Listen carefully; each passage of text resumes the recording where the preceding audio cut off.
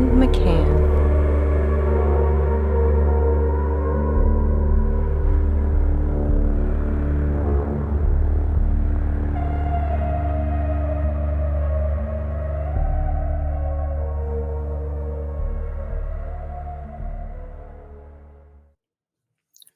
Greetings. Welcome to Wake the Dead. Today, we are very happy to have a very good friend of the show, Mr. Francesco Sani. Welcome, Francesco. Yeah, thanks, Sean. I'm glad to be here once again. It's always a pleasure to be on your show. Awesome. Thank you for that. Yes, you are a returning guest, and we're always very happy to have you here. And you bring knowledge from across the pond, and in the middle of another little pond there in the Mediterranean. You are based in Tuscany, Italy, and you are here to tell us what you've learned of your research of the unification of Italy and the nation building of the New World Order. This is a little conversation that is relevant for the listeners so that we can see the modus operandi of the British state and the New World Order machinations, and how they the grand chessboard. And we're going to take a look into where the pieces are going and why, and how the New World Order used Italy as a base of operations, and why they focused on unifying those states and creating the power that ended up giving rise to Mussolini and so on. So thank you for joining us, and thank you for bringing us this information. Where would you like to start today? Well, as you said, it's a very important part of history because of it really defines, what is known as nation building and empire building, and all the various maneuvering of great powers that use these other countries or other royal families and such to play their play them on their chessboard, as you said. Right. And where to start is a good question, because the history of Italy is very vast and important. Right. Rome started there, right? Like, yes. Before the Dark Ages, the structure of power and authority that was the Dark Ages started there in Rome, after the fall of the Roman Empire and the rise of the modern religious Roman Empire that is Yes. the Holy Roman Catholic Church. Yeah, because basically, what you have to let's start with if we start from Rome, it'll be a long show, I'm sure. It'll be a long show, but yeah, it's kind of a what you can keep in mind is the sort of the sequence there, that we had monarchy, then republic, and then empire. So that's one thing we can keep in mind, and all the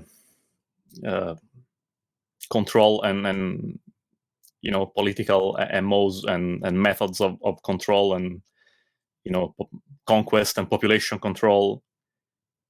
Pretty much, the Romans, right, at the time were pretty much became the schoolmasters.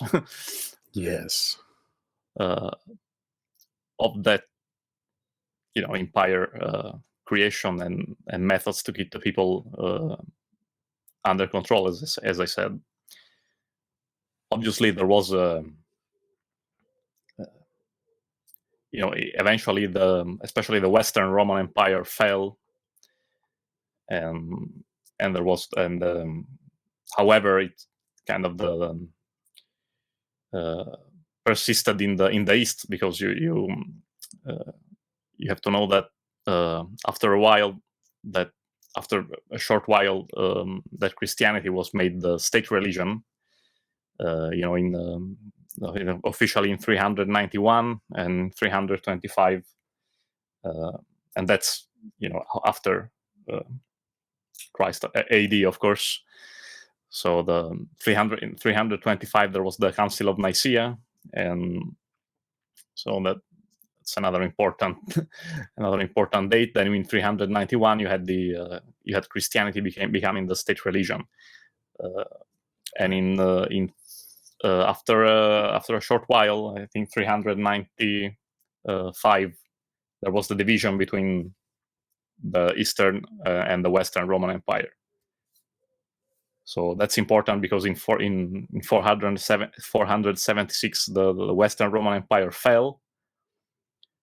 It was invaded by so-called barbaric populations, peoples, etc. And however, the Eastern Roman Empire still went on up to the fall of Byzantium, or Constantinople as it was called. So it's going to be in the 15th century. So it's going to resist a while, and that's where much of the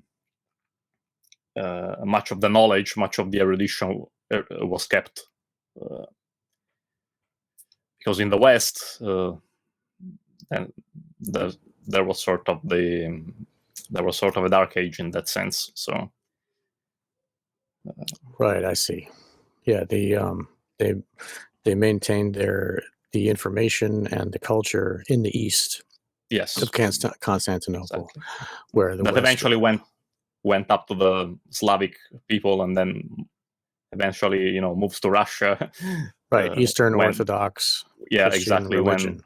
When the Eastern Empire fell fell to the Ottoman Empire. So right. One thing I wanted to say regarding this, regarding parts of this older history, is that we have the kingdom. We have a kingdom of Italy appearing, sort of for the first time, pretty much under the Franks. So it's basically at the end of the 1800s, like 880. So we have this a kingdom of Italy gets established, but it's only because when they were referring to Italy or to political,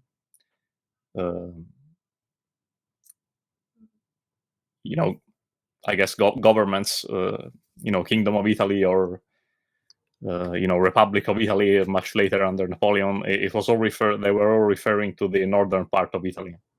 Oh, like Milan and yes, so the plains there of the north, basically. Right, the main like on the mainland, not the peninsula. No, not the peninsula. It was never thought of as a possible united political entity or country. I mean, did they think it was just rural? It was just backwater. It was basically a geographical area, divided usually into various possessions of the various powers and dynasties. Right. And I see. Yeah, like a feudal system, like the way the feudal system is built. Yeah, you got the king and the territories. Yeah, we had feudalism also. Yeah. Right. And so where to go next? So what you were saying before is that the Roman Empire survived into the culture and stuff, survived into Russia. In the Eastern, and then eventually some of that, especially the Orthodoxy, Christian Orthodox, right, then went to Slavic countries and Russia eventually. Okay. But that became a separate thing when the regular Roman, I mean, because we have the modern Roman Empire, and the Eastern Orthodox is separate from that. It's not under their authority, right? Yeah, that happened. Yeah, that was also one of the, the schism that happened was Right. Was obviously in Byzantium in the east, where where they separated from the Western church. So Right. And there's a lot of people today that think that the Eastern Orthodox maintains like a purity, whereas the modern Catholic religion is like dark occult Satanism. I mean, I find that a lot, people in their opinions. I don't know if it's related, but do you agree to that? I mean, do you think that that is a thing? At least, do you see that in online? Yeah, I see that happening, especially here in Italy with some parts of the alternative movements, I guess. Right. Counter information, whatever you want to call them. Misinformation, disinformation. Sympathizing for maybe Russia, yeah, or something. Yeah, they are. There is that rhetoric going on about because of course orthodoxy, as the name implies, means that they've maintained some of the traditional elements that were less, right. corrupted, if you want to say, but they're still, it's still highly dogmatic. So right. It is a control structure, hierarchy of obedience, the same, just about. Yeah, absolutely, yeah. Right. So that, in my opinion, is still evil. But it was, but no it was offense, everybody to listening, or whatever. but it was important to preserve some of the knowledge that otherwise would have been lost, and also got lost in the West, during the fall of the Western Roman Empire, and then during Rome basically not having the importance that it had. So in fact, we have the capital also moving like from Rome to Ravenna. So it kind of was a very turbulent time in the western part of Europe. Right. Well, turbulence is good for the rivals of Italy in the marketplace and whatnot. I mean, if that land and those peoples are not organized and not um, creating a force on the marketplace, then places like Britain and Russia and others can come up in the world because they don't have to push past Italy. You know what I'm saying? Like, yeah, well, it was definitely has always been a land of conquest in the past, and yeah, it's basically a very strategic country because it's right in the middle of the Mediterranean. So that's why everybody always wanted their hands. Right. I mean, the Mediterranean itself is the marketplace, really, with the global in those days, global trade of the world, the known world. The Mediterranean touched like all of the points of interest that were necessary for facilitating that international trade, and the Silk Road came through Venice, and like that began the Renaissance. I mean, Italy was very important for much of the history of the world, just because of where it is and its station on the world, like its location and its importance to that Mediterranean area. Yeah, exactly. And if you think about it, the Italian wasn't really Italian language as we speak it today, but a sort of Italian was the language of the of the Mediterranean, basically. So it was understood and spoken in the alongside the coasts, even in North Africa and even in Constantinople under the Turks. So that's an interesting thing that happened after the unification. That from that point on, the various governments then didn't encourage and sometimes even forbid to use Italian, because they were thinking that if that it could be a pretext for Italy's colonial expansion. Wow. So even the British forbid the use of Italian in Malta. That Wow. They were using Italian for the official communications. So that's interesting, even. So the British were in control of Malta at that point that you're speaking of. Oh yeah, yes. Okay. Yes. And but anyway, so, just say that okay. about the Italian language. So that it's interesting that after the Italian unification, was this Italian language was actually discouraged in the Mediterranean by the other powers, because they said, well, now they can, if the language is used, maybe they can lay claim to some of our territories. So that was interesting. Wow, the power of the language makes Yes. it. Yeah, that's interesting that they were so afraid of the language being spoken. But that makes a lot of sense. I wanted to say another thing about the older history, because I wanted to mention the beginning of the territorial power of the church. So basically the beginning of the papal state. And it happened with the so-called Pippin's donation. Pippin was the king of the Franks at the time in 728. So that's the start of that's another very important point in history, because it's the start of the papal state, basically. Okay, so that's the start of the modern Roman Catholic Church, of the papal state. The state of the church. So right. So like the Vatican City being its own government, that's when it was established in 728. Yeah, but not only the actual state. It went from, it had obviously Rome and many other.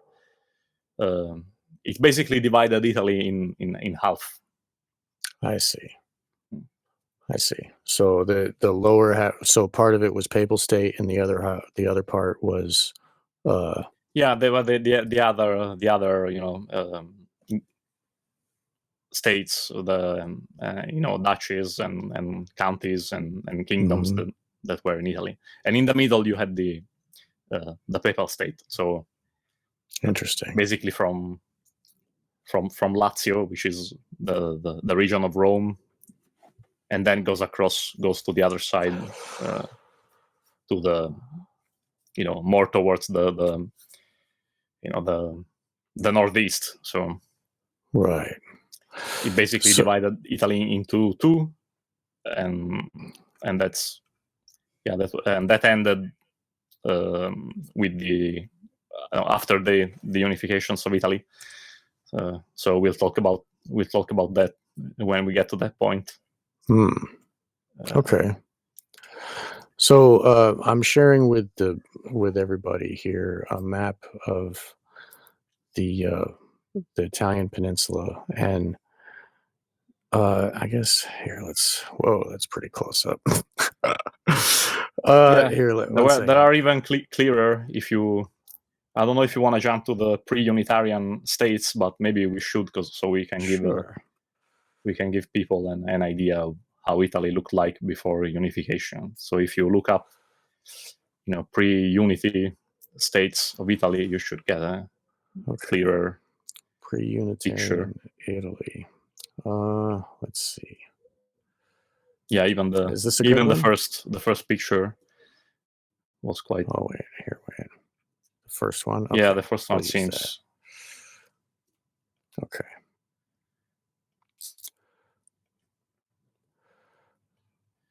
All right. So you can see that too? Yes, I can. We've got at the lower end, we got the Kingdom of Two Sicilies. In the center, we have the Papal States. Above that, the Grand Duchy of Tuscany, and then above that, Pontremoli. Yeah, that was Parm. the because you had the Republic of Lucca that became the Duchy of Lucca afterwards. Then it was absorbed by Tuscany in 1847, and then you had the Duchy of Modena and the Duchy of Parma. So those are the little Right, states the little stars there. Exactly, yeah. And Madonna, right, and Parma is in the green and Parma, yeah, were the capitals. And I see. I talk about those also because it's interesting if you want to know, who owned what. Yeah. There. So interesting. So okay, and above that we have the Kingdom of Sardinia, and above that Kingdom of Lombardy, Venetia. Yeah, which was Austria, basically. Interesting. That was So under the Austrians. that borders Austrian Empire, right? Yeah, and it's below Switzerland. And we also have Sardinia. It has its own color over there. Yeah, it's part of the. It was taken by Piedmont. If you want, I'm gonna talk about how we got to the pre-Unitarian states. Right. Yeah. Because I think it's. So you were talking of interest about to get to the understand creation of the Papal States divided. That's where you were at in your explanation before. But I'm gonna jump quite a bit into the future. So the situation. I'm gonna talk about something that's important to understand if you want to have a clearer picture of how many of the pre-Unitarian states were formed, basically. What's important to understand for this reason are the wars of succession that happened in the 18th century. Okay. And they are the Spanish War of Succession, the Polish War of Succession, and the Austrian War of Succession. And so in 1713, that was when the Spanish War of Succession ended, and we have the Treaty of Utrecht, which is a city in the Netherlands. And after this, we have the beginning of the Bourbon dynasty in Spain, the Spanish branch of the Bourbons. Okay. Because was a French.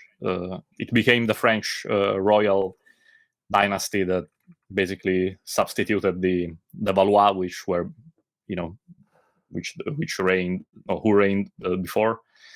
And after this war, we have with Philip V, we have the start of the Spanish Bourbon dynasty, which is important for Italy, obviously, also. And so after the Spanish War of Succession, the situation is that we have Milan, the Duchy of Milan, Naples, so the Kingdom of Naples, and in Europe, Flanders, that will go to Austria. So to the Habsburgs. The Habsburg was the royal, the imperial, the emperors of Austria.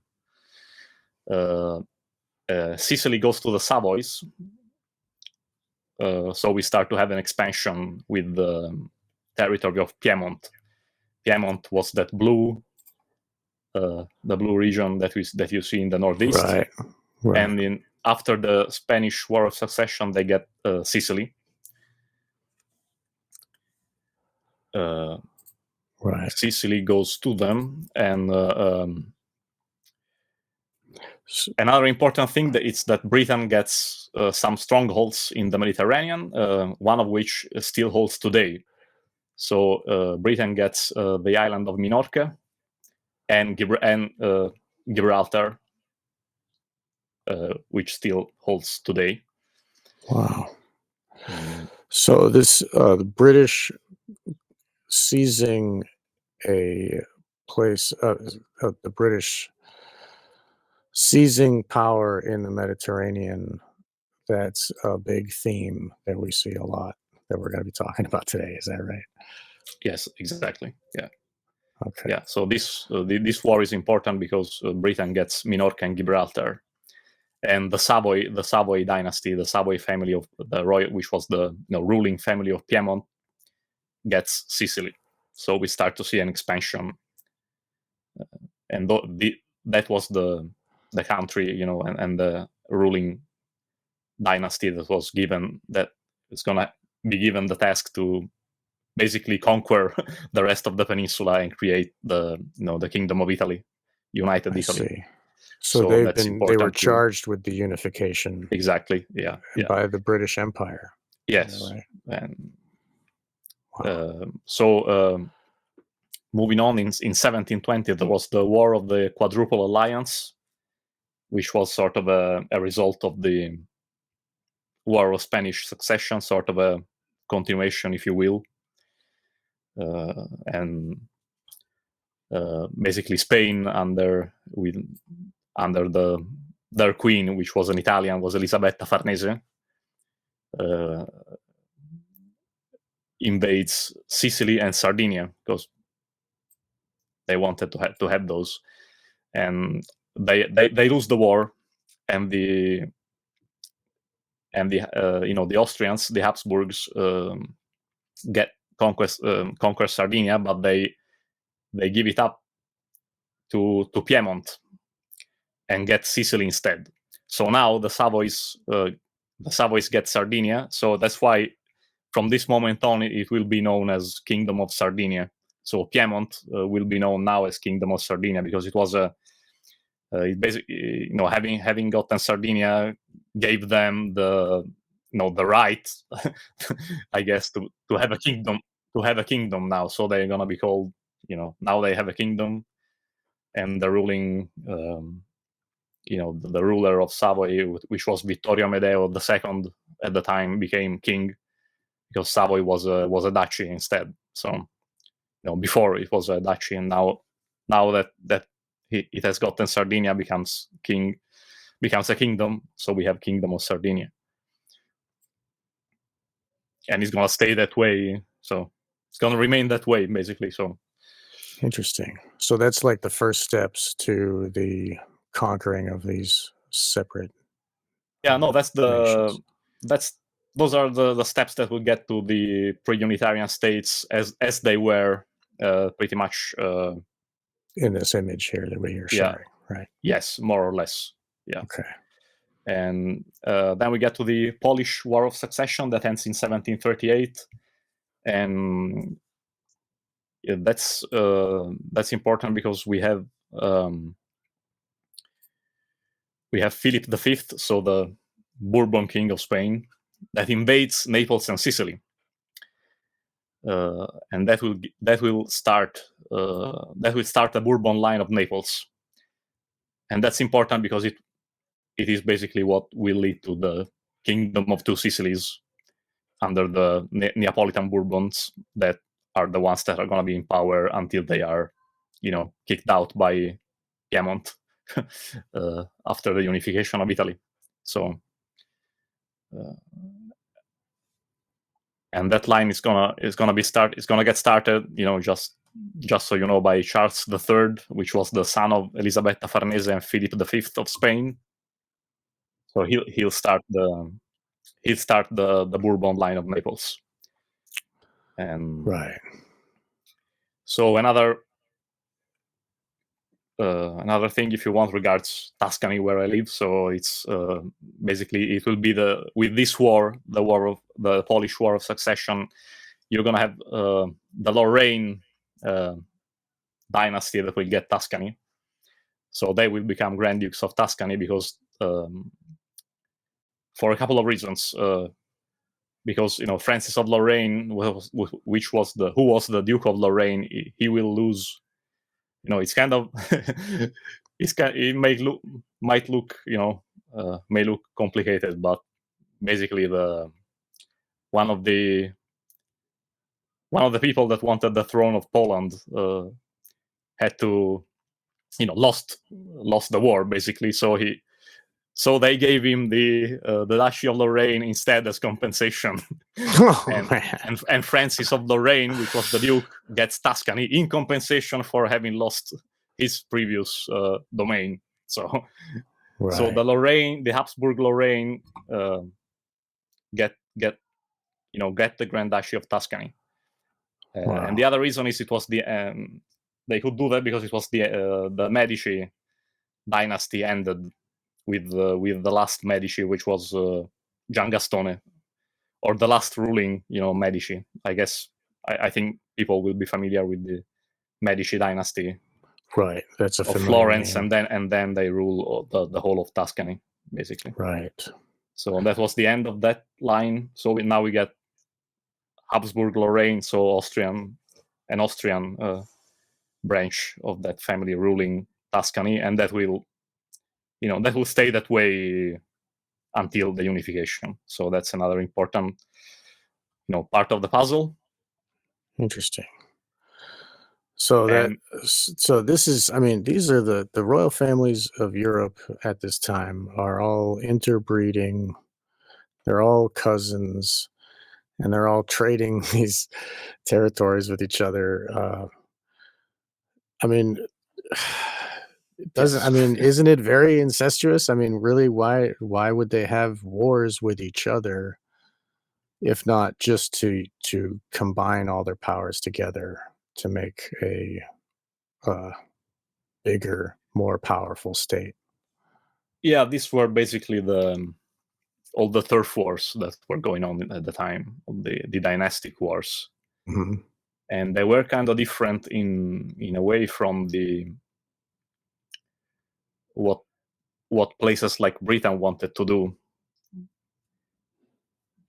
They really weren't that much interested in in giving kingdoms to nephews and stuff. They just wanted to go ahead and conquer them. It was kind of a slightly different MO, and it sets the stage for what will happen, in the not so distant future. So, and goes on up until today. We don't really have all the the conquests of places and dominions. It will go from just being a dynastic affair to being a more to being sort of a more pragmatic Right. matter, so to speak. I don't know if I was clear enough, but yeah, instead of it being like personal rivalries between families, there's more of an order to it. Is that what you're saying? Yeah. Okay. Yeah. Okay. They so want this is and tighten control also. So, right. And they're still tightening control. I mean, exactly. yeah. So that's another reason why, I mean, it's so valuable to highlight this history, because we can see it. This is the same, like we said earlier, modus operandi to how power is usurped, and different states become under one like global system. Like if you look, I mean, even with the WHO treaty that they're trying to have sovereign, like take away the sovereignty of all the nations and have a global commander which tells every country how to handle the next pandemic. That it's more of the same. It's like the way that they go around all the main ways, and they try to get you from the side door, from the back door, and they try to usurp that sovereignty from it's a any angle refinement. they can. Yeah, and it's a refinement of the technique. Right. So before, maybe it was more or less, I guess, less efficient. Yeah. So it's because they have all these, dynastic interests, and maybe it could be that, that king or that duke were, they offended each other. So yeah, let's have a war somewhere, so I can give that place to my son or or nephew or whatever. Right. And they have there was a lot of mercenary utilization of mercenary troops that, at a certain point they could, say, just screw it to, to their employer and maybe go on go on their own, because they're just roaming the land on their own, or even attacking their employer or turning on him, and maybe sometimes they basically treated with the people whom they have to fight,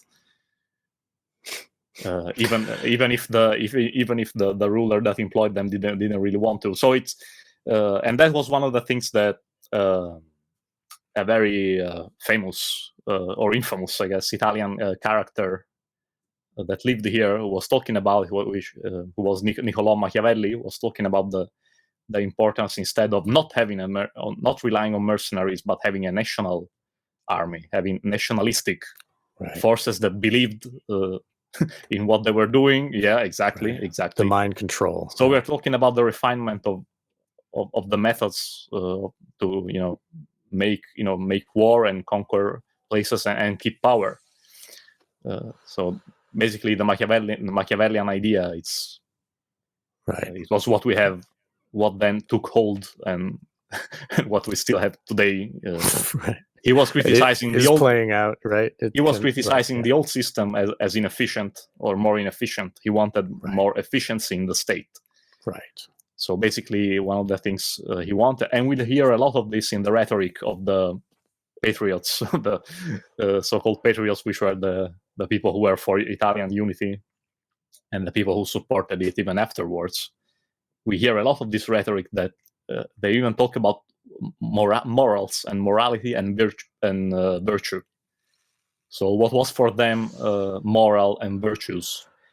It was supporting your state. Right. So like how in the Bible it says, "Give to Rome what is Rome's." Yeah, and because you have to understand that in Machiavellic thought, morals is what is righteous, and virtues and moral is what leads to a stronger state. Right. Compliance is the morality to him. Yeah. And you see that a lot in today it's it's everywhere, obviously, but you see that a lot in the rhetoric of these pro-unity movements, whether they are in Italy or in Germany or in Poland. So that's something that I wanted to mention. The Machiavelli of then, and we have Zbigniew Brzezinski of nowadays, or not really now, I guess he's gone now, but doing the same empire building, like grand chessboard that we mentioned earlier. His book there talks about this, the way that nations are pitted against each other to create alliances and proxy states that are under the rule of Britain, basically, for world conquest and rule Britannia, like, what John Dee said all those years ago. Like, this is and it evolved kind of even from that point, I guess, because now it's really now we're on the globalism phase. Right. So even the rivalry between, I'm convinced that there isn't even anymore the rivalry between the papacy and the Crown of England, because it's basically they are just two powers that work for this global tyranny. Was there ever like a difference when I see the crown on the King Charles has the Maltese cross on the top? There has been a rivalry between the two. Mm-hmm. I guess in because of the whole British Church, Anglican Church or whatever, that the create, Yeah, I mean Henry VIII, the Pope didn't really. Wife. Yeah, the Pope certainly didn't want to lose his territory at the time, at least. Right. So, and then it was, England basically had an interest in removing that also, if only because it was one of the obstacles towards uniting Italy, which was their objective. Right. So the British and there has been sorry. No, go ahead. You No, please continue. I was saying that there has been a rivalry between the two, but I don't. In the end, they still represents a religious dogma, right? That maybe it was bound to unite ultimately now with this global takeover. Right. Well, you have the city-state of London and the city-state of Vatican City, along with the city-state of Washington, D.C., with their obelisks and their, sovereignty, where, the Queen has to ask permission to step foot into the city of London. Well, the Queen isn't around anymore, but the King, I guess, now has to do that. So, there's a lot that needs to be looked at, like the way that those three city-states work together in this global tyranny, the domination of the world. So to me, it seems as though the rift between Britain and the papacy seems like it was just a charade, in my opinion. Like it was just like PR to make it look like, oh, we're different. Maybe, I don't know, but maybe they did rift and then they were usurped again, just like the United States had a revolution against Britain, and now we do everything they tell us, and we're a proxy state of Britain. Maybe it's like that. I don't know. So the city-states of London and the modern day city-state of London and of Vatican and of Washington, D.C., those are unified.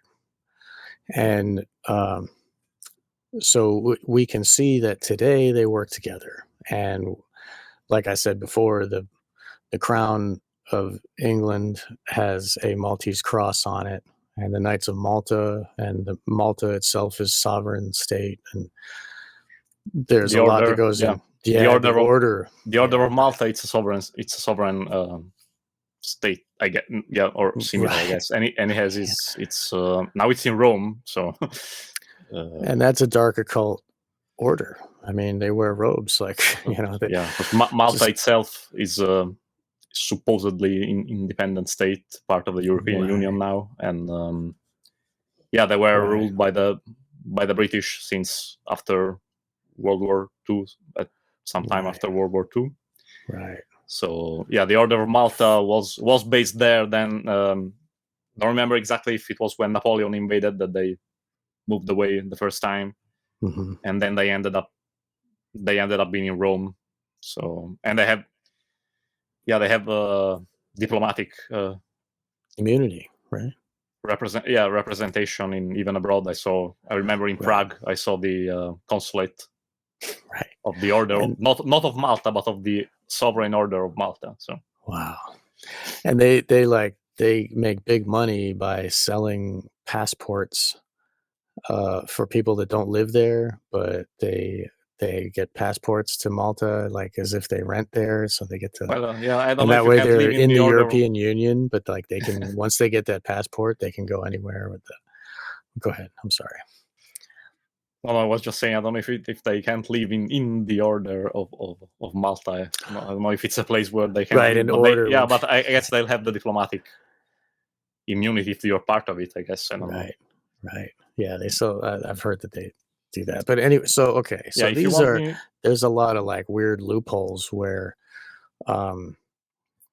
there were allegiances to other countries and sovereignty that's not traditionally recognized by I mean, it's pretty interesting and very complicated, in my opinion. The way that a lot of that power works over there, and thank you for holding our hands and walking us through this. Yeah, I hope it's not too boring, but I just wanted to, I thought it was. I think it's interesting, Right. to get to the time right before the unification. So if Right. let me conclude let's here. go back to that's that. Okay. What? Yeah, because we have Right. the last war of succession wasn't exactly the last, because there was another which was in the Bavarian one, but it had a small, not that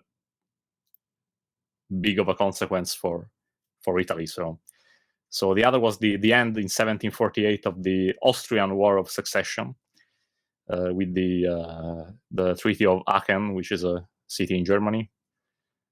And after this, Austria gets the Duchy of Modena with the Este family. So there you go for your your dynastic families there. and Right. Parma and Piacenza are given to Bourbons, so which are the same that are ruling southern Italy in the kingdom of Naples and Sicily.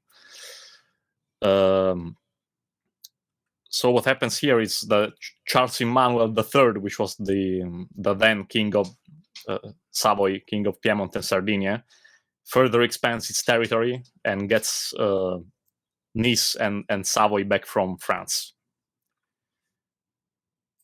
So we have a further expansion in Piemontese territory.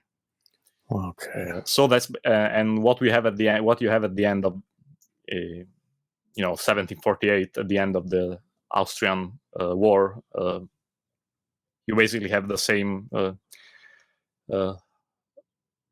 nations that you'll find basically when Napoleon will invade Italy, then in 1796 and 97 during his first Italian campaign, and the same countries, save some exceptions that you're going to have after the restoration in 1815, because probably many of you know that in 1815 Napoleon was finally completely defeated and sent to his final exile in St. Helena in the Atlantic.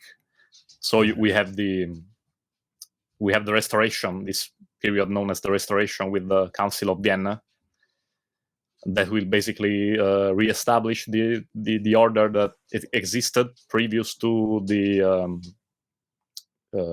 Napoleonic Wars. Right. So, and that was very important for Italy, that obviously was invaded by Napoleon, and then many of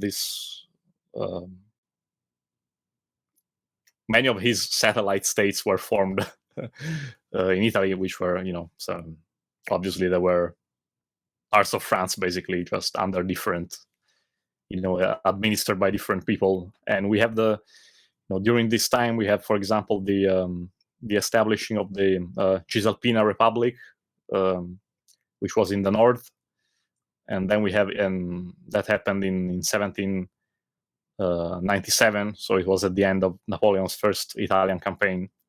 Then we have the Roman Republic in 98, and the Parthenopean Republic in 99. Parthenopean Republic was the kingdom of Naples and of Naples, basically. Only it was proclaimed as a republic, sister to the French Republic, all that mess. and what's interesting I want to say what's interesting. It's many historians say that it is from this time of Napoleonic conquest, and all the the hopes and promises that it supposedly brought, which I tend to take a different approach myself. But so they say that from this time it's really when the Risorgimento started, and the Risorgimento is the period that is generally referred to when we talk about the process that will get to the unification of Italy, because now we have the patriotic movement, so to speak, that's starting, and people wanting to some of the more bourgeois people starting to get the idea of a united Italy and united and republican Italy, because they thought that the French Revolution and the invasion of Napoleon will bring that. They believed it was natural that a republic would arise in its yes, place. Yeah, they were, the basically it's the start of many of the rhetoric that you hear in the years leading to the unification. So the sending away the foreigners and Italy to the Italians, all this sort of rhetoric. Right, make Italy great again. yeah, right. And it's same rhetoric that was utilized by Mussolini then. So we're gonna have you start to hear many of this idea of uniting Italy, getting a united Italy, and this was an idea that took hold in the intellectuals and the poets and this sort of people, the upper class. The masses didn't really wanted to have anything to do with it. And in fact, especially in the South, there was fierce resistance to the Republicans and to the French, to Napoleon's troops, because people wanted to, even if they were, they wanted to have their, they wanted to go to church and,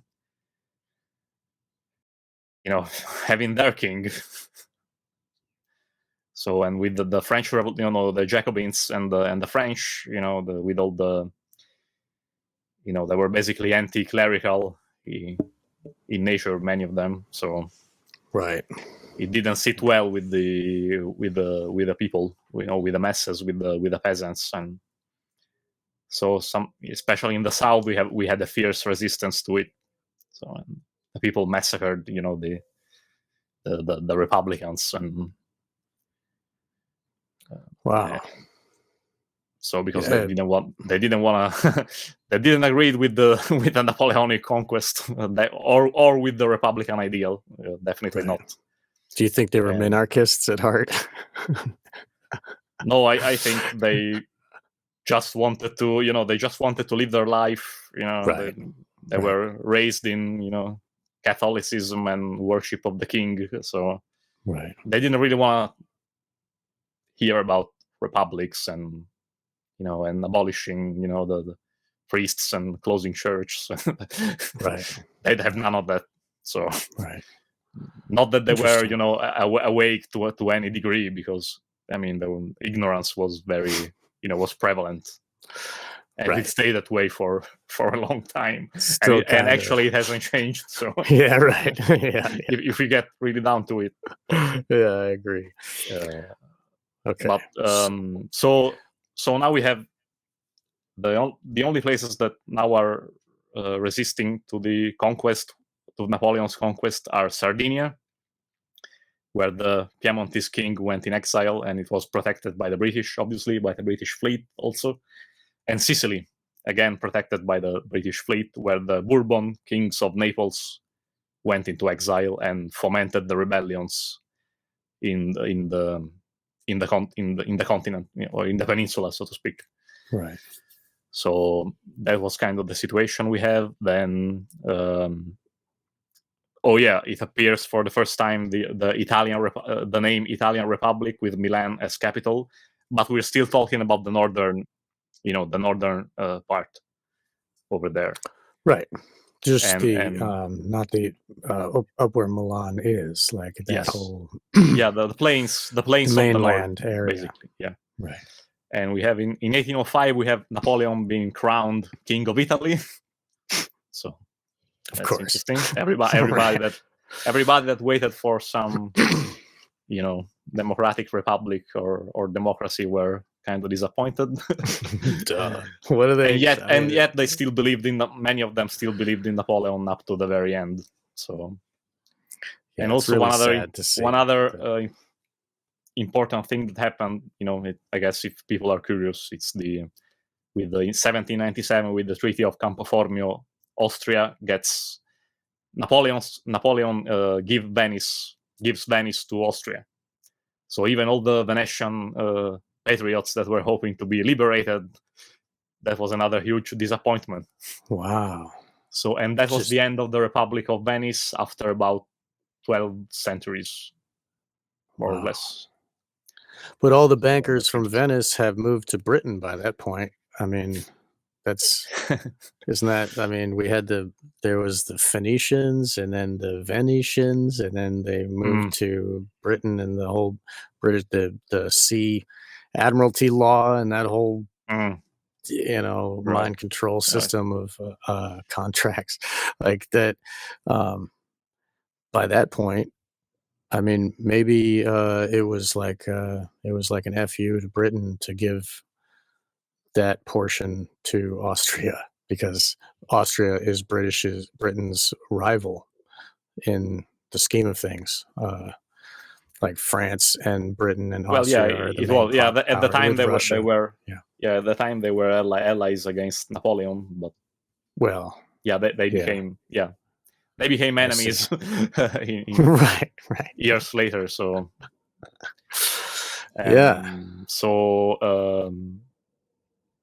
wow. Oh yeah, I guess just Napoleon like World War II, we were friends with Russia, and then we became enemies. Like it happens that way.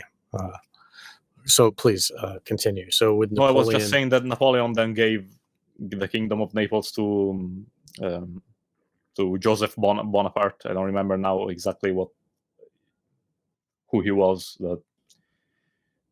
His brother. Yeah, I think his brother. Okay. It escapes me. And then I think to one of his brother-in-laws. That is kind of curious, because he will try everything. Then this character was called Joachim Murat, and it's interesting because he will try to stay to cling to the Kingdom of Naples even after Napoleon is defeated. So that's kind of interesting. That's kind of an interesting character there. Okay. But anyway, 1815 we have the end of Napoleon, and the previous order is reestablished, even in Italy, except with some exceptions, like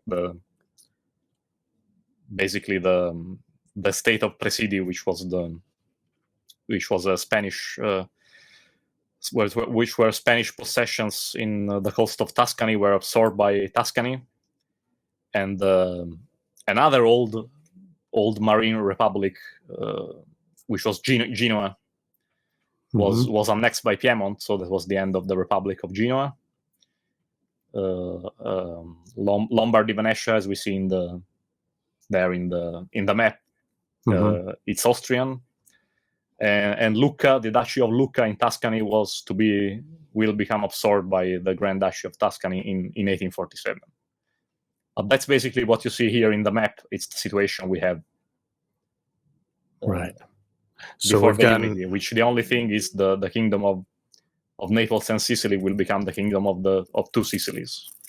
Right. But it's gonna stay the same under the Bourbons. Right. Okay. So so this is how it is broken up at the point before the unification. And when did the unification begin officially? So officially, the unification process begins in, I guess, with the first so-called War of Independence, which wasn't really, it was a war of conquest by Piedmont, the Kingdom of Piedmont and Sardinia. So the first war of independence happens in 1848 and 1849. Maybe some people would be familiar with all the insurrections that went on in 1848. People were asking for constitutions, to be given constitutions, and to abolish the absolute power of the monarchies, the various monarchies. So even in even in Piedmont, the king, which was Carlo Alberto at the time, concedes what he called the statute, because he didn't want to call it a constitution, because every monarch hated the idea of doing it. So, and with that, I guess they don't start. want to give up their power. I mean, yeah, they loathed. If you hear royalists and absolutists, talking about what the people wanted, in those times, they were basically saying that they wouldn't give up on mob rule. They wouldn't give up to mob rule, because they constitutions were seen as mob rule, and even the English government, the British government was,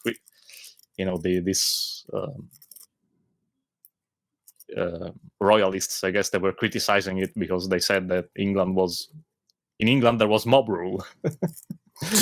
So imagine that, because they said because of the parliamentary government was system. prey to the to public opinion, and we can't have that here. It's kind of right. Well, they couldn't have that because they didn't have the technology of propaganda back in those days. You know what I mean? Now they got all that propaganda, and now the mob rule works in their favor. So I thought it kind of always have worked in their favor, but it was just funny seeing how they considered having just just a piece of paper that really doesn't do much in the end, but they were they didn't want to have anything to do with it. But anyway, so Piedmont starts this war against Austria, and what they really wanted to do wasn't to unify Italy. It was to expand their territories, especially into Lombardy and Milan, because Milan has always been an objective of Piedmont, of the state of the Savoy state. Mm-hmm.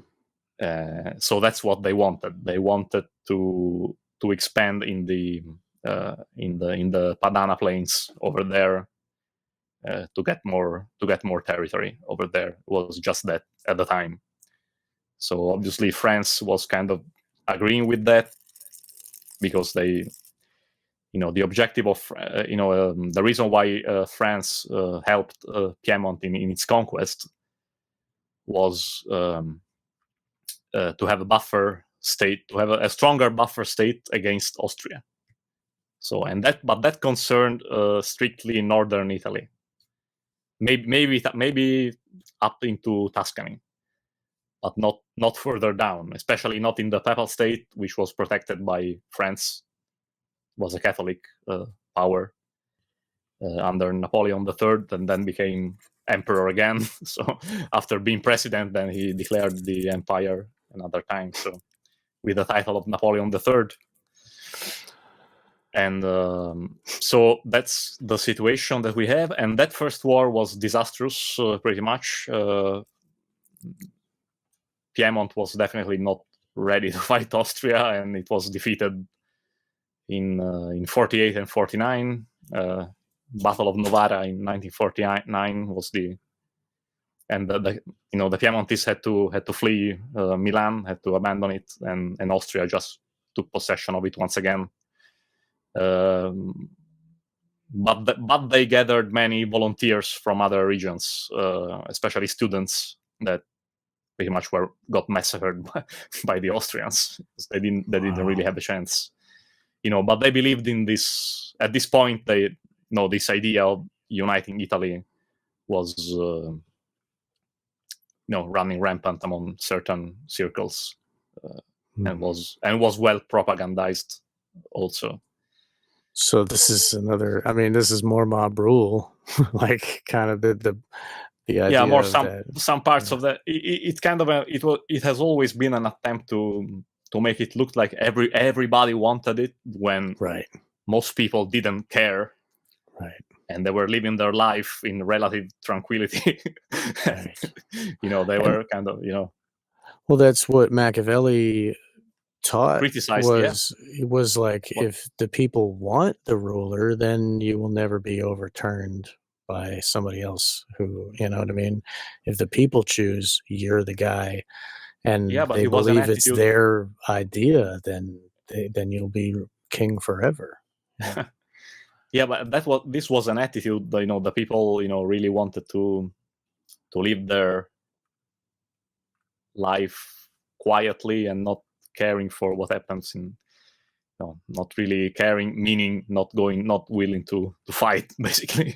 Right. It was something that he criticized a lot, because there was a difference between that was called the Guicciardini school of thought, because Guicciardini was an intellectual in Italy that basically said that, for him change was possible, but we didn't have to get involved ourselves, because we had to, stay away. Otherwise, we're gonna have to. Otherwise, our lives will be negatively affected. So that's something that stays with Italians to this day. Wow. So that was Guicciardini's thought on on events and things of this sort. That you have to be, you have to observe and don't really get involved if that means having discomfort or risk in your life. And that was something that was highly criticized by Machiavelli instead. That but for other reasons, obviously, because he wanted people to believe in the to believe in the state, so they could go and fight and and Right. fight for a government, so. Right. To give their will to the state. Yeah, exactly. Yeah. So we have these two schools of thought there. Right. And so we were at the First War of Independence end with a defeat, and they declared they were trying to get the Pope out of the way and unite they declared the Roman Republic in the Papal States with at its head Mazzini among others. Mhm. But it was crushed by the French intervention and the Neapolitan intervention from the Kingdom of the Two Sicilies and France especially. And also another rebellion that gets crushed was the one in Venice. So people were, the revolutionaries were kind of hoping to get something out of this, but they were defeated. And what's interesting to notice about this period, what will happen in this time, it's the start of the propaganda of a propaganda campaign fueled especially by British and the Piemontese, obviously, even with the help of southern exiles, so people that were expelled from the Kingdom of the Two Sicilies. And it was a demonization campaign against the Bourbon government of the South, that would serve, to undermine the Neapolitan, the Neapolitan and Sicilian state in the near future. So basically, we had Gladstone, that also was a British prime minister, that declared that the Kingdom of the Two Sicilies was the negation of God, because they were saying that the conditions in their country were terrible, and the prisons were terrible, and people were tortured and executed, and which turned out to be mostly false, even by Gladstone's own admission. Obviously, later on, obviously, like they do.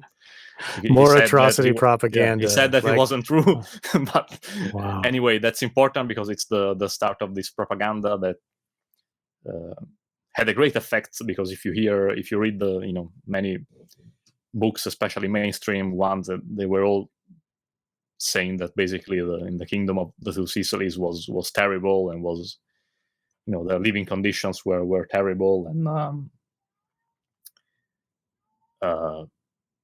it was a backward, it was a backward country, very clerical, which, that's kind of, that's more true. But they were it was kind of a Catholic kingdom with all the, with all the consequences of it. That. But right, it was, it was really nothing like the negative propaganda was describing.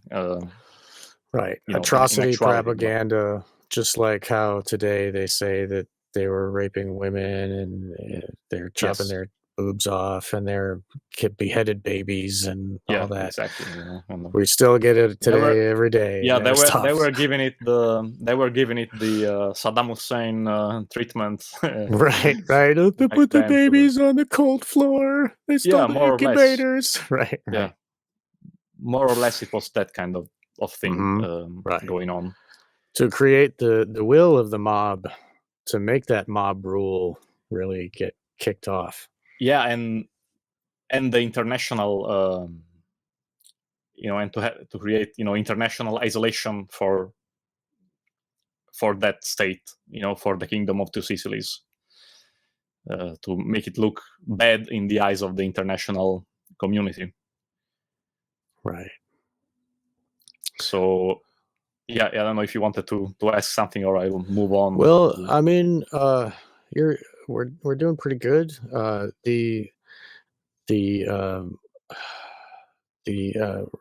We're into the satellite effect. Okay, so like Italy is basically being conquered slowly from these other forces, like Britain and France has intentions of making a buffer between them and Austria. Britain, it has intentions of creating a satellite state for them to control the Mediterranean and all that money flow and all that. So like Italy is just caught in the middle because of where it is, and all of these. And the Kingdom of Two Sicilies gets caught mainly by it, because maybe I didn't say it, but the thing about the Kingdom of Two Sicilies was it was becoming a rival to British commerce in the Mediterranean. Because it's situated so, because it's there between the East and the West, and it's like the Silk Road. Right? Yes. Huge money. Right. Yeah. So we have to remember that part of Italy was the part that had probably the oldest. It was probably the biggest kingdom and the oldest sort of national unity there, because you have all the south plus Sicily. And at the time of the Kingdom of Two Sicilies, this country was starting to flourish, notwithstanding all its problems. Obviously, huge ignorance and statism, poverty was still going on, and poverty for some, but then the merchant class for the masses. However, there was a flourishing in its economy, and especially in its commerce. And at a certain point, it was the fourth commercial fleet in the world. Wow. And the third naval military fleet. Wow. So after Britain and France. So that's another interesting thing. So both Britain and France want to crush that, right? I mean, mostly power. Right? Yeah, mostly Britain. Right. Yeah, and France had a sort of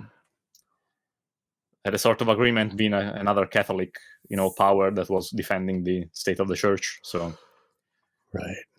And so there had been in those times few commercial wars with Britain, and with even Britain, coming to bring in its ships to Naples and threatening Naples, and there was also tensions for commercial reasons, for sulfur, mostly the sulfur of Sicily. Sicily was one of the biggest producers of sulfur that was needed by Britain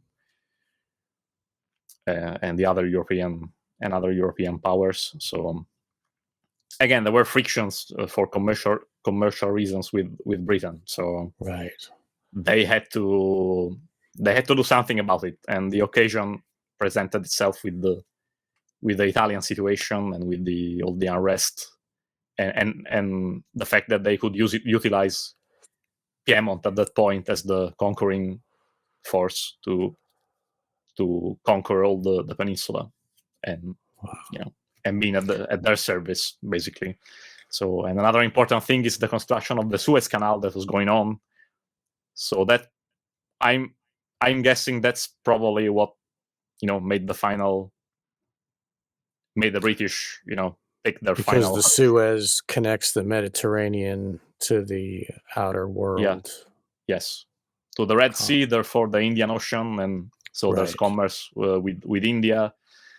So yeah, basically they had to get rid of the kingdom of southern Italy. So wow. So they saw the chance, they saw it was weak, and they pounced on it while they could, crushing this rival power. Yeah, that was their intention, and that's what they worked and they worked to accomplish. And in the meantime, Piedmont was desperately trying to get support because alone it couldn't be, even if it was called the Prussia of Italy, in reality wasn't didn't really have the same power as Prussia. Right. So like on its own, it couldn't really do. The way America gives money to Israel is the same way that Britain was doing with this small power. Yes, because they wouldn't be able to do this without them. Yeah, they couldn't. Britain couldn't couldn't go in and militarily conquer Italy. Was against its policy. Right. There was so they basically let France do the work in the on the field with its army. But prior to all this, we have Piedmont participates in the Crimean War, even at the time. So there was a war in Crimea, and it participates with basically little to no contribution. However, it sent a contingent. Had troops deployed in Crimea, which was a war between France, Britain, Turkey, the Ottoman Empire against Russia, because they wanted to get support to invade not invade northern Italy and take it away from Austria. Wow. So it didn't really, at that time, it didn't really have much effect. However, they were already working, secret with their secret diplomacy and everything with Britain. And in 1858, Cavour, which was the Piedmontese prime minister, did a treaty with Napoleon III of France. It was a treaty that to have France basically intervene to defend Piedmont from Austria. So guess what? They provoked Austria into another war.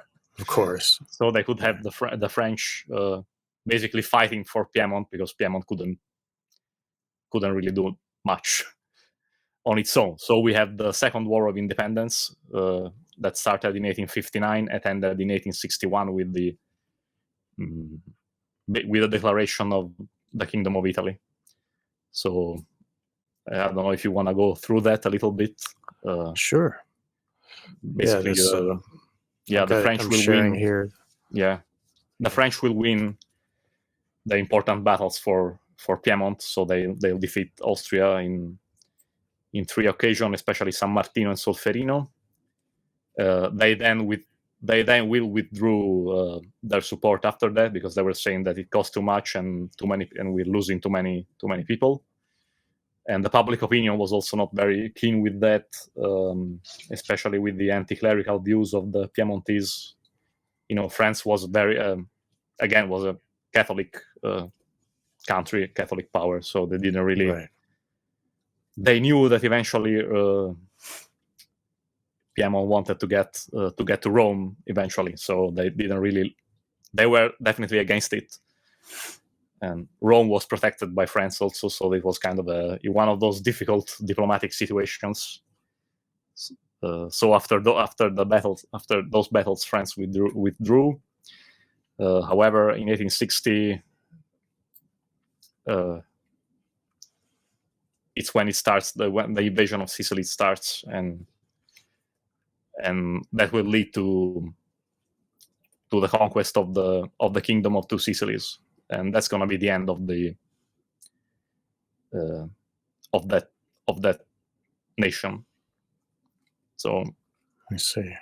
So in March 17th, 1861 is where Victor Emmanuel II is proclaimed King of Italy. And after a while, they say that Rome is going to be the capital of Italy. So they are already setting the stage for the conquest of the papacy and Rome. So at this point, we have the Kingdom of Italy officially starting. Right. So the 17th of March, 1861, Victor Emmanuel II of Sardinia proclaimed the King of Italy. Yeah, exactly. Yeah. And from this point on, we can clearly see how history is gonna go, and what's gonna be the fate of the invaded populations, and it's not gonna be a good one, especially for the South, because Italy and especially southern Italy are gonna be ruled as a colony with martial law and all the rest of it, summary executions, decimations, mass murders, and everything, because they started to resist this, what they considered an invading force. Right. Because they didn't want to be Italians. They already had their, is that why they were living. So is that why there's like a class divide between northern Italy and southern Italy? Like there's it's the famous southern question that still goes on to this day. It's because economically it was a ruin for the South. From being a poor but slowly flourishing country, then after the unity, the unity has terrible effects on the South that still go on to this day. It's a wound that it's not closed. It's an open wound to this day in Italy, and even all the negative propaganda against Southerners still goes on to this day. The same way it went on back then when there was this negative campaign. That people were saying that that's Africa. It's not Italy. Italy ends at Rome, and then it's Africa. It's the Bedouins of Africa are more civilized than the Southerners, and things like that. That you still hear today. So it's amazing that stuff sticks around. That their mind control just stays around. They stay I can't believe. It was a terrible trauma, collective trauma for all of Italy. Right. This process, which was obtained through violence and threats, and what they did. Another thing they did, these plebiscites and annexation, but with absurd percentages of people of votes in favor of unity, which were obviously all either coerced or the same people voted 10 times. So we see that they had to give it this semblance of legitimacy, which really really wasn't the case. Right. So that's how Italy was born, with it was born in with violent violent war of conquest and colonization. Wow.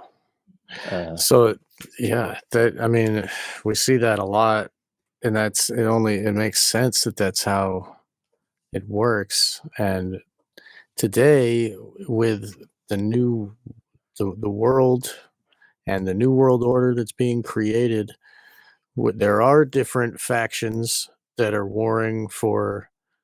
They have their will that they want to put forth, and there's the Anglo American bloc, the petrodollar of Britain and America and that whole ruling power. And then you've got China, and then India and Russia and the other ones.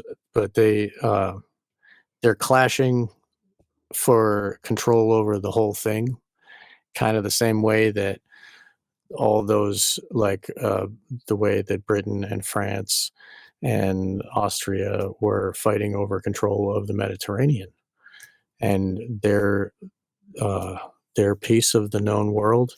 Now we know the whole globe. And through their different, they have to have the propaganda of the public and to have the people on, pro unification. They have to put them into this mind control of, you know, uh, going along with the plan of the New World Order is how it's supposed to be. I mean, you got the Pope saying that if you refuse the jab, then that's a sin or whatever. And like that was just in the news the other day. It's like, are you kidding me? And like he says, it's okay that they use aborted babies, and so that goes right along with Prince or King Charles and his whole like the environmentalism, and that the green mask that Rosa Quarry talked about, the Green New Deal, Yeah. like that, Agenda 2021, like it's all one. They're trying to push it all into this one, and they're trying to unify. And do you see the similarities of that and what we were just talking about, the unification of Italy? Do you see that as the same or similar? And do they differ in any way? Well, the MO is definitely similar. It's those obviously were different times, and some of the details have to be done differently. And this was but basically, this was a particular situation that had a strategic importance for at a macrocosmic level, so geopolitically. So Right. It's basically what they do. And Right. now the stakes are higher because there's been an evolution in how power operates also. So it's gonna global trade. Those were the time where there were different things going on, different European balances of power that now are no more. So the situation is just an evolution, as I said, of power, how to get power and how to control populations, and it's a refinement of it. Maybe they did some of the things differently back then. Now they've refined their methods in many aspects, and it's only gonna get it's only really gonna get worse. Probably, yeah, you're right. But I mean, the like BlackRock and Vanguard are owned by Orsini and Aldo Brandini and these other like papal families. It's the same families. It's kind of like, whoa, and that they own everything. So that's interesting because it relates to our history here. Because one of the things that is being created during the period that the time period we are taking into consideration is this false dichotomy that we mentioned also at the beginning of the show between basically between the state and the church. So these two powers, this Italian situation determined this, at least within Italy, determined this dichotomy between the Pope and the state. So the state declared itself to be secular in nature, and even though it was a Catholic, the kings of Savoy were Catholics, and they were doing laws, to abolish, immunity and privileges for the church, and the church was responding with, the church was, shutting itself to. So it's like a false dichotomy. It was just like Church was saying, "Oh, it's sort of an antichrist government, anti-religious government, and we are against it, and we protest it," and so that's kind of the whole thing was going on. But I mean, the Pope clearly knew that his territory was about to, his dominion, his territorial dominion was about to end. Right.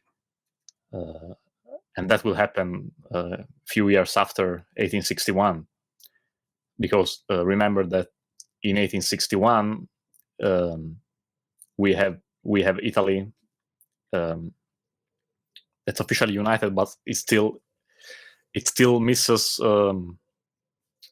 Lazio, which was the remaining territory of the Pope, the remaining church state, and Veneto with Venice. So Venice is still in Austrian hands. Huh. So that's gonna be it's gonna be annexed in 1866 in the Third War of Independence, and that was particularly, I mean, for Italy was particularly disastrous because they lost all the battles against Austria. However, Prussia won the war for them this time, because Italy was allied itself with Prussia in the Austro-Prussian War that went on that time. So Prussia won the war against Austria, and with the peace treaty that followed, Austria didn't even give Veneto to Italy. They gave it to France, which turned it to Italy. So, and that's how Venice became part of the kingdom, the newly formed kingdom of Italy. Wow. So then they recaptured that that merchant city of Venice. Yes, that's how they got it after Prussia defeated Austria in the Austro-Prussian War. And in the meantime, we have all these attempts to get to Rome that are, some of them are stopped, mainly because they're done by revolutionaries and republicans, which Piedmont didn't want to get any advantage. Right. However, that is used as an excuse to conquer some other parts of the papacy, of the papal states, which is only going to lead to 1870, which is the year that Italy invaded Rome, and Rome became capital of Italy officially in 1871. But it's in 1870 that they conquer Rome, and they could do that because that was when the Franco-Prussian War started. With the when the Germans got to Paris, and there was the Paris Commune and that whole business. So during that time, Napoleon III had to withhold his troops that were protecting Rome. So that was the cue for Piedmont to finally get into Rome and invade it. I see.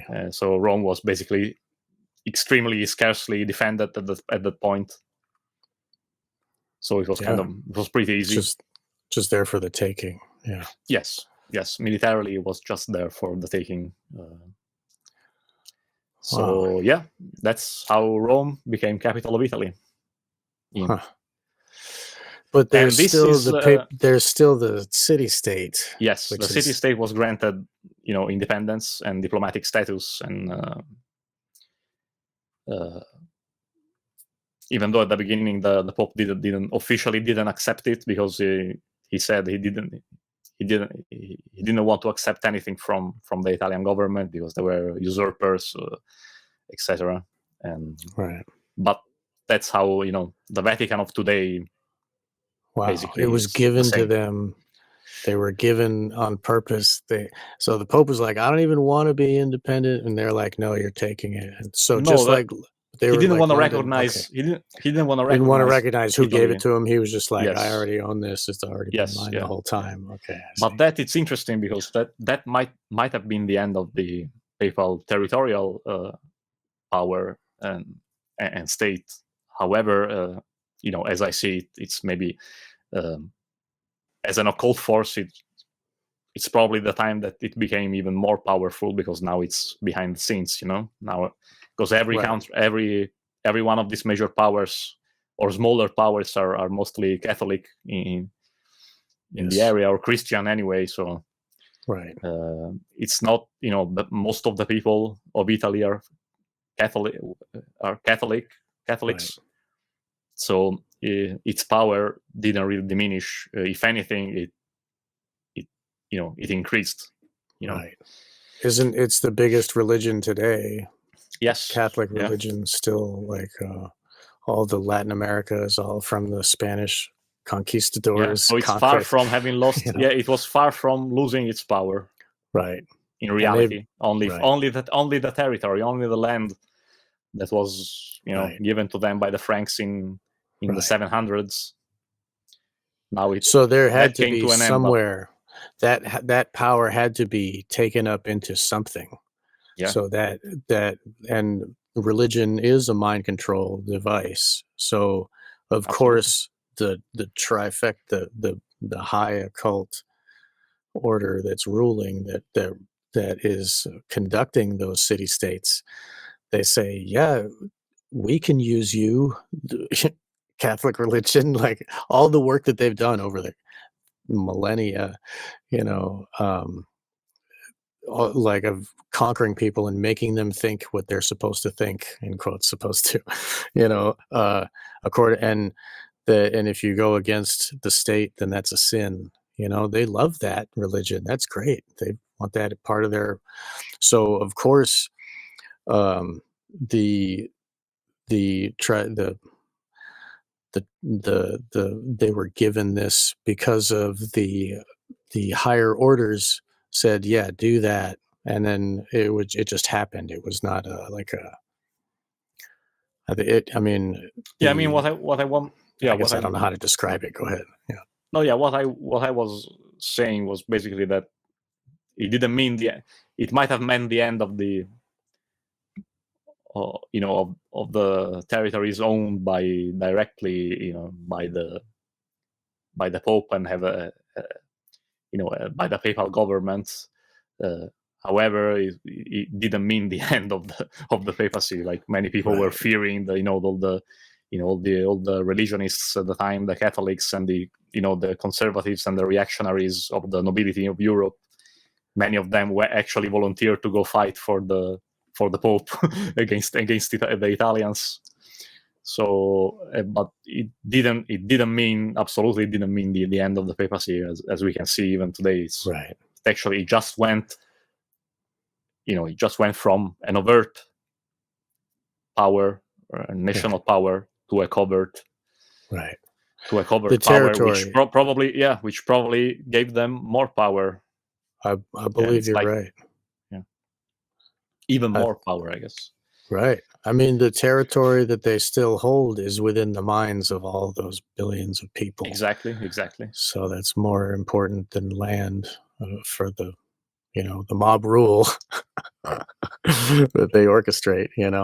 It's necessary to have a big mob that's under your rule. Yeah. One thing I wanted to add about that year 1870, except from the taking of Rome, it's that was the year where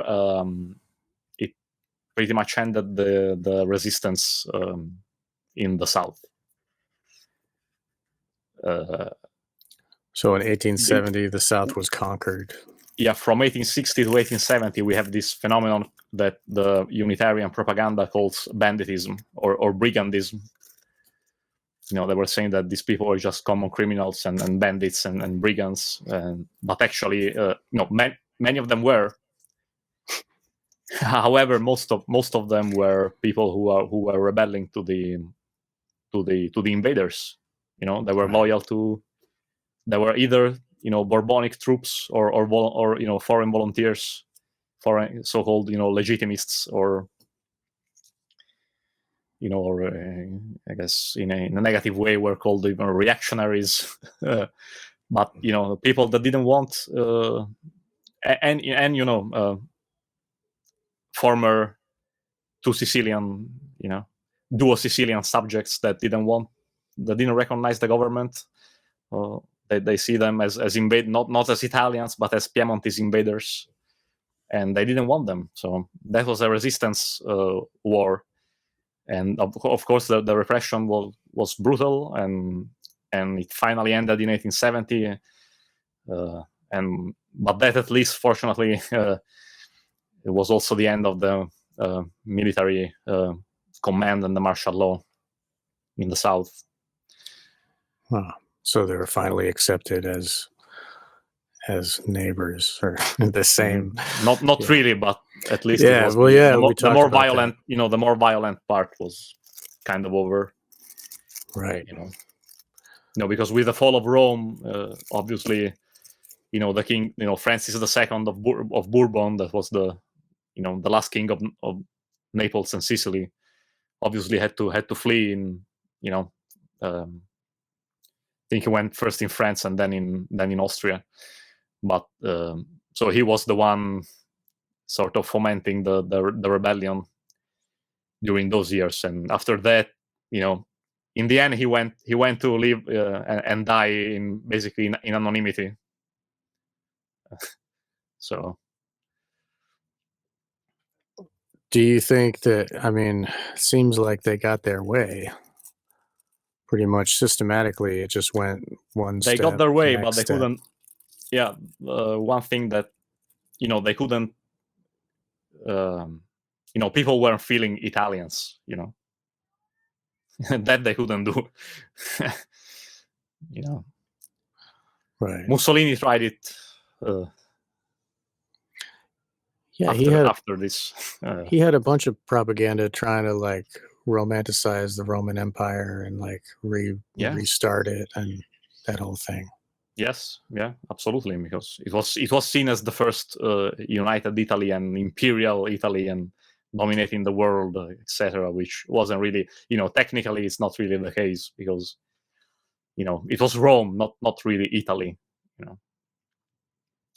Right, exactly. And that's why Italy has such a particular situation and a particular history, because unlike other places, and I think this could be used to the advantage of freedom given the right circumstances. The overwhelming problem is the great ignorance, right, and apathy that there is. But at least it's more difficult to.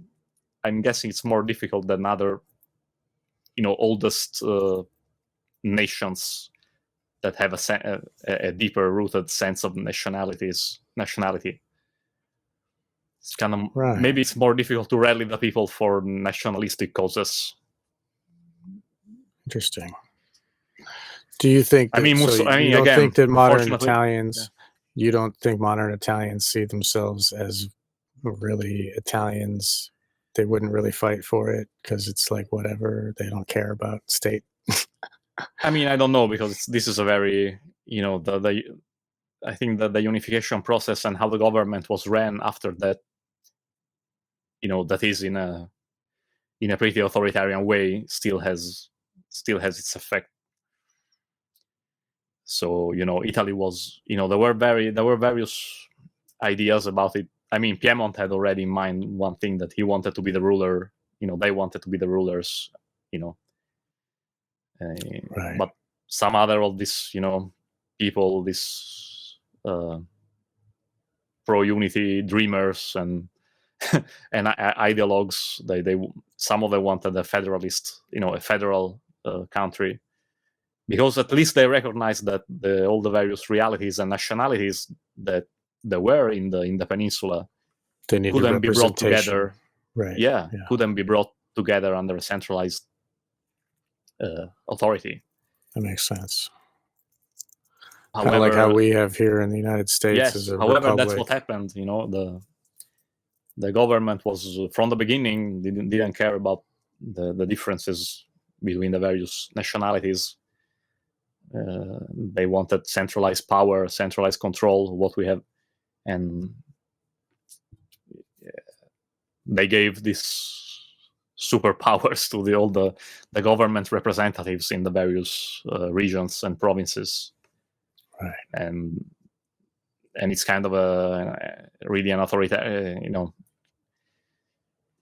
it set the stage for its authoritarian and police state nature that we have here. Interesting. So, like certain cities, it's a country ruled by police rule in the end, right? And prefects rule. So yeah, just like every change. Country, it's a police state, right? All government is slavery, as Mark would say. Yeah. So, do you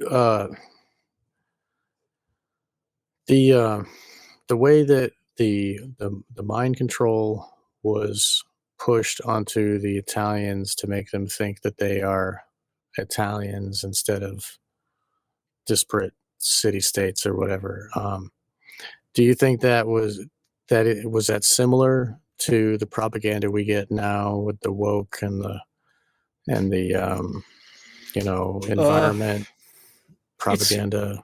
It's similar, just it's different, because at the time they needed more nationalistic propaganda. Now it's more being global, right, kind of thing, and that creates the other false dichotomy, which is the globalism and the nationalism. Which, yeah, exactly. I can't see how. I guess I can see it, but really, I marvel sometimes at how people that they say are against, like over here, all these gurus of dissent, as I call them, that say that the rage against the globalism and all the other vote Trump. yeah, or Putin, even better, right? Or that, yeah. So Putin doesn't have GMOs. Well, he's great, like whatever. Yeah. Go ahead. Yeah. So and they are, they are statists, and they're still highly statists, and they want, I looked into their ideas, and it's statism. It's like, nationalist. It's collectivist, still collectivist thought. They just say, well, now everything is privatized, and this global thing, it's about private corporations, and even the government, it's a private company. We need to nationalize it again, and have it being national instead of private. Supposedly private, which it really isn't. But we need like a strong leader. A strong leader, a strong state. So we go back to Machiavelli, the stronger. We need Mussolini again, right? Oh, we need Machiavelli. And Mussolini also. Right. Because now there's also all this revisionism about Mussolini wasn't that bad, and he was trying to do things for Italians instead of for corporations and England and the US. Jeez. Which actually Mussolini was brought to power by the British to contain communism, and then it was as he was probably kicked out of power, right? And because they wanted something else, right. But it's not that he was the good guy that was saving the people from the globalists and from the Jews and the Americans or the British or whatever. So yeah, he actually he went he bombed Albania and Greece and Right. and Ethiopia because he wanted to have an Tried empire. to invade these places like an idiot. Like, wow. Yeah, he wanted to have an empire, so he went on and invaded Ethiopia, which was an independent Right. country, and they use they use gas, and they were Atrocities. doing massacres in the colonies like Libya and Somalia, and Yeah. I mean it's they did what Piedmont did in Italy. Right. Then Italy did the same thing in its colonies. Then Right. So, And just like how the British bankers funded Mussolini, they also funded Hitler. They created the Bolshevik Revolution. Like this. It's all one. Like we talked about on the last show, it's like these are experiments that they're putting into effect to see. And in order to create the rise of Hitler, they needed to have the Weimar destruction of the Weimar economy, because that was a republic that was brand new, and all of a sudden freedom of people, and and look at, and then they removed morality, and they turned it into like this debauched, like Sodom and Gomorrah, and and that created the need for a strong ruler to come, and that's what are they doing to America? Like most of the countries that were shut down because of the pandemic, they are broken now. Their economies, we're just like running on fumes. Like I don't know when the other shoe is gonna drop, but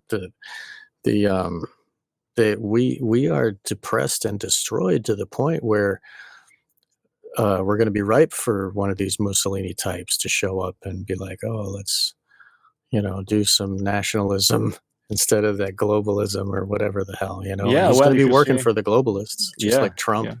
yeah. Well, ultimately, it's keeping the people in thrall. So,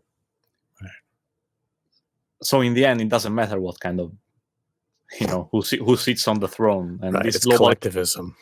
Yeah, exactly. That's the virus, the mind virus. That's the most dangerous, and the one that has the most dire consequences. I mean, all the and they are trying to marginalize even this alternative, alternative information or alternative people. They're trying to marginalize the individualism. They say that. I mean, over here they say that's kind of that's ultra capitalist. That's an ultra capitalist idea, and that's it's it's a terrible thing. It's what the globalists want. It's got to have socialism to fight the globalists. Yeah, right? yeah. That'll fix it. But then socialism is the real plan. Yeah, it's the idiocy that I'm seeing in the alternative circles. It's terrible. They are criticizing freedom. They say that basically the fact that we don't have freedom is because of freedom. It's absurd. It's terrible. It's a shame that these people think they are doing something to liberate, to stop the power structure from what it's doing, from their purposes, but they are they're idiots. Right. Yeah, they're falling into the trap. They're reacting. I was reading all these articles on Facebook, all these posts on social media about how individualism is the problem of the situation that we are living right now. So wow, get that, get out they of got here. it in there. Yeah, dude, they got it in their crosshairs. They're like, this is the real. And they're making people sign on to that. I'm sure and then they rage against the lockdowns and all the other things, and even the political system. But in the end, one thing that's very trending now, it's this Hegelian, ethical state. It's what do you mean by that? Explain that. It's seemingly what people want, the ethical state, that concept that, that like the state is going to be like the the caregiver and protector, mommy. and yes, and it's but not like it is now. It's gonna really work for the people. It's gonna really give things for free, like healthcare and Right. and this sort of stuff, which is because they're like basically saying, the citizens that want that, they're saying, we can't do it for ourselves. We are hopeless. Help. No, the problem is that I mean, in the end, you can criticize England we can criticize England all day and all day, Right. every day, and the States Yeah, too. we can. Yeah, but they have. But at least they had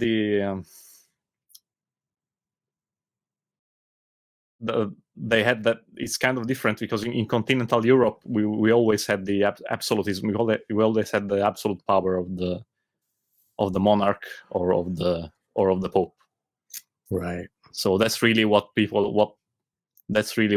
are used to, and even now with democracy. But the mindset, it's basically still the same mindset. And right. And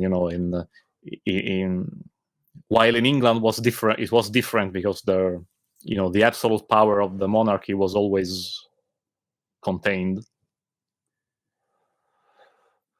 and that then reflected in how the United States is. But I mean, I don't want to say that it didn't degenerate, of course, and didn't get out of hand, because obviously they were the biggest empires, and with all the things that resulted from them, as we've talked about in this episode also. So, however, it's I can see why there's in portions of the population there's more fertile ground for freedom-oriented ideals rather than what we have. The main European schools of thought, I guess. Yeah. Which it is especially like with the way that they treat guns and protecting themselves. If you look at that's part of it. That's glaring evidence of what you're trying to say, right? Right. So yeah. I guess if you really want to, just to close the whole thing about the unity and how Italy is shaped today, territorially. Even after they got Rome in 1870, they still didn't have the whole. The territory wasn't still the same as it is today, because Trentino and South Tyrol at the border with Austria were still Austrian, as Trieste and Istria, and those are gonna become Italian after World War I with the defeat of the Austro-Hungarian Empire. However, Italy will lose then Istria and Dalmatia and portions of the territory of Piedmont, which were the border with France after World War II. So then it's basically how Italy is today. So right. And do you see the way that the unification worked? Do you think that was a better fit for their European Union? Like they had to create a puzzle piece that is a unified Italy to fit it into the European Union economy that they needed to have? Yeah, actually, it's from that time that also the idea of unifying Europe was beginning to be discussed. Even Mazzini was, apart from Young Italy, his association, to unite Italy, possibly under a republic. But then he also endorsed the king, basically. But it was another association, another society that he was a part of was Young Europe, and that their objective was in the future to have a completely unified Europe. Wow. Which came to fruition. Yes. Wow. And as some of the founders and main ideologues of the European Union stated, they learned that they needed to learn the lessons from Napoleon and Hitler in particular, and they couldn't use force to unify Europe, but they had to use other means. So Wow. basically, economic blackmail and deception. So Right. that's what they utilized. Wow. And that's what we have today. The world government is run by blackmail and deception. We know this from Epstein and the rest. Like we know from the Franklin scandal, and we know from testimonies of survivors of these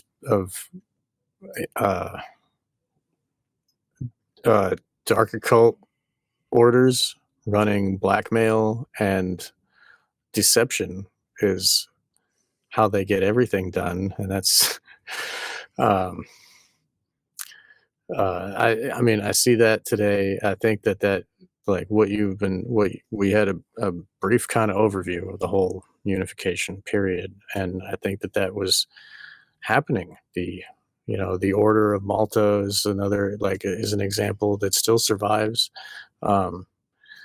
The I think the real power of Europe was fully occulted, and what we were able to witness is just what they did, but we don't know. I don't know. But when I believe that, and where there's the Jesuits too. I don't know how that fits into the whole situation, but they infiltrated all the occult orders, and so we know that these ancient occult orders are trying to recreate a feudal society just in this digital technocracy, and in order to unify disparate areas and to make everybody think that they are one people, world citizens, or Italian citizens, that then they accept the mind control more readily. They accept to be ruled by this world government. In a Machiavellian sense, you need to convince the people to want it and to have that desire for being ruled. So that statism, like you said, the statism is the same collectivism. They're wielding it the same way. And do you agree? Well, yes. Basically, the statism is what they want people to ask for. Right. So I mean that they don't really care who gets voted in power and what kind of government you have, because with government you're gonna still be a subject. You're not gonna be a sovereign. You're gonna be sovereign of nothing. Like they're saying, many people think now we have these politicians that are calling them sovereignists because they Wow. they want to take away take back national sovereignty from the globalists, and but the sovereignty is going to only be the government's, Right. not Exactly. yours. You're still subject, right? Yeah. Yeah. And it's like a perpetual serfdom that they want to put everybody into, and this the way that they are looting the American dollar and putting us all in dire straits. It's really rough around here where I live, and I myself am very poor, and it's a struggle. And it neuters us in the fight to be this poor, and for those serfs of the dark ages, pushing carts. They're not going to fight the knights. They don't have the abilities to, that is separated from us by money. And the dollar and the petrodollar, and so they've looted this, and all of our savings are worthless now. Where everybody's like on credit cards, and so like it's I believe that the new system is coming. Like they have robbed the people blind completely. So now we are all going to be serfs. We're all poor. There's no more middle class. And it's just going to be us and them again. And we're going to believe that we're subjects again, but we're going to have our VR headsets and, whatever else, like Marina Abramovich is going to be in there, like doing spells on our brains while we're like watching. But it's so like the new mind control is ready to roll out. The new money is ready to roll out. Like their new like 2030 is coming right around the bend. Do you see there's going to be a unification happening of the world governments anytime soon? Do you see like this, what happened before in Italy? Do you think that's going to roll out on the wider world? No, I don't think it's going to happen exactly as it was Italy's case. They're trying to do it. They're trying to do it the same way they did with the European Union, but it's mostly. I think we are already under this world, already under world government. It's kind of clear. Yeah. So, I don't really know the details, but it seems as I told you last time, it seems it's really going to go towards this 1984 world, which is already pretty much what we have. So, this supposedly rival blocks. Rival continental blocks fighting in the Middle East and Africa, right, and oppressing people at home. So yeah, it's in a way we are already into it. I thought we were at war with East Asia. What do you mean? Yeah, the problem is the problem is how worse it's going to get. Right. But as far as New World Order, yeah, we are in it. It's and the only way to fight it is to fight the mind virus of collectivism. Really, like I was talking ignorance. Yeah, definitely. More and more crap. The more and more that I go on this journey here, and the more and more I realize the truth about the fact that ignorance is the real the only real enemy. Yeah, probably the biggest enemy. Wow, because ignorance is what keeps people in the statist mindset. Yeah. Yes. Yeah, it's the biggest, most blunted weapon that they have to bash us with. If they own the TV and they own the money and they own your job and they own, and especially about history, it's also especially about history, because people don't realize, even some of these people that want to go back to having smaller, basically smaller states, they don't realize how power it evolved. Power evolves. At least coercive power at least has a it just evolves. So this idea of going back to I guess some age where there were more I don't know, more fractured states. We should just go back to Babylon, where everybody spoke the same language and everybody got along fine. We all sacrificed our kids to the same god, Yeah, it'd be so much easier. Yeah, but kidding. It doesn't really make sense to me that the state would just say, okay, we just shrink itself from global to then going back to national and then regional and then smaller and smaller. But Just like the way that when they It's really not. crushed the Roman Catholic or the Roman Empire, it just became a different form of empire. It didn't Yes, disappear. Like, you yes. can't make it It doesn't. disappear. It doesn't. State power doesn't really go away. On its own. It tends to Right. evolve towards more and more control. Right. So that's what many people don't, Yeah. seem not to get. And another thing, like, people, a lot of, like, I was talking with James about this the other day, about how, like, if, when people talk about anarchy and they're like, oh, well, can't just turn off government like a light switch, Well, and that's yeah. what I do is I say that that's not even possible, because if someone was going to turn it off with a switch, that would be an authority who's doing it. So, like, the only way to turn it off is to take all the little people away from the structure underneath.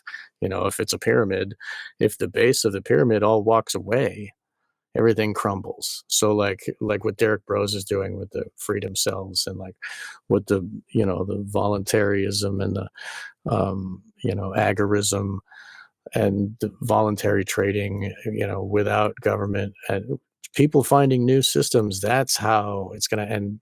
The only way that naturally can happen is gradually. It can't just happen like a light switch. So, like,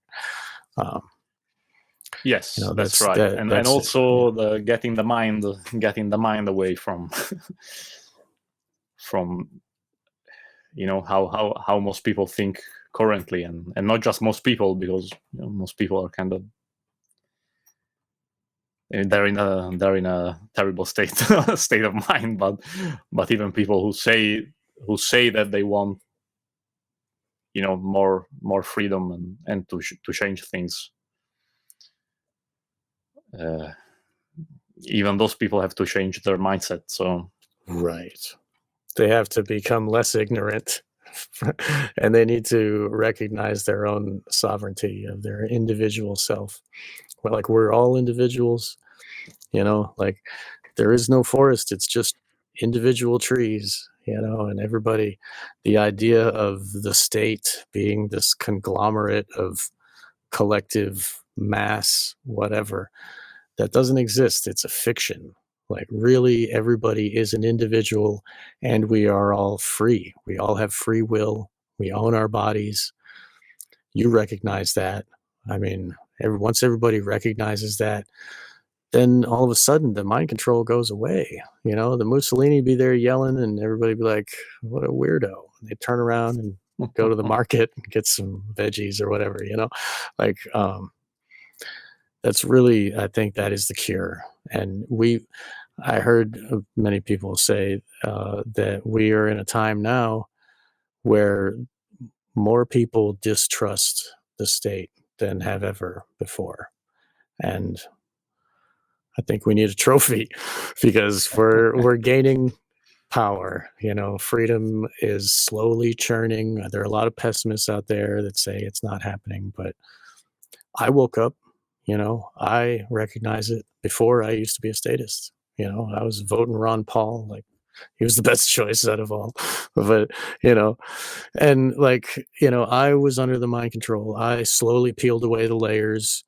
I got better because of this information is there and readily available, and my care was engaged, and my interest took me towards this revelation of truth. And many others are like me. Yourself, you discovered it, and it's happening now for you and for me. And there are listeners to this show, that, and listeners to your work too. And you do your work in your language for your people to hear, and you translate a lot of important things that people should be hearing in your language, and that's infinitely important. Those people will hear it, and they might stumble out of their ignorance, so we're participating to the work, and so I have an optimistic view. I think that maybe once more people start getting the picture, And once they try to do their real World War III hard, people are going to shake loose, and they're going to recognize that collectivism is the wrong answer, and we need to take care of our own families, because that's really what matters. Anyway, I wanted to highlight your work. And where can people find your show, and where can they find the translations that you do? Tell us about that. Well, yes, I'm on the One Great Work network. There, I'm on the content creators. So right, One if you Great go Work there, you'll Network. see. It would be onegreatworknetwork.com/Francesco-Sani. That's Yes, that's your page. Yeah, there I have the links to the website and the other platforms you can find me. Wonderful. And what is the name of your show? Monarchia. No, Monarchia Interiore is the website, basically. That's your website. Monarchy Interiore, internal monarchy. Yeah. Is that .com? Yes. Yeah. Monarchyinteriore.com. That's your website. And people, I will definitely make a link for that. People can find that link below. And you're doing great things, and you have the proper, your mind is in order, and it is working properly. And I'm very thankful that you're in the fight with us, and you're a brother from another mother. I'm so glad to have you here on my show again, and you're always welcome. And everybody should visit Monarchia Interiore.com, and they should check you out on the One Great Work Network as well. And there is contact. I think there's a contact information there, and there is a donation button as well for people to donate. Everybody should. It's a tough world, and money is being collapsed. So please donate. Yeah, that's that could definitely help. So yeah, Wonderful. People have, I think, if people have a few bucks to spare for us, yes, that would be definitely appreciated. So that's great. Yeah, and if you care about the word of, he's translating a lot of Mark Passio's work into Italian, and if you support that endeavor, give some dollars to Francesco, or whatever form of money you have in your country, because it will help him to create more of that, and to help to translate the ideas of natural law to the Italian people in their native language is important, and I think that it should be supported.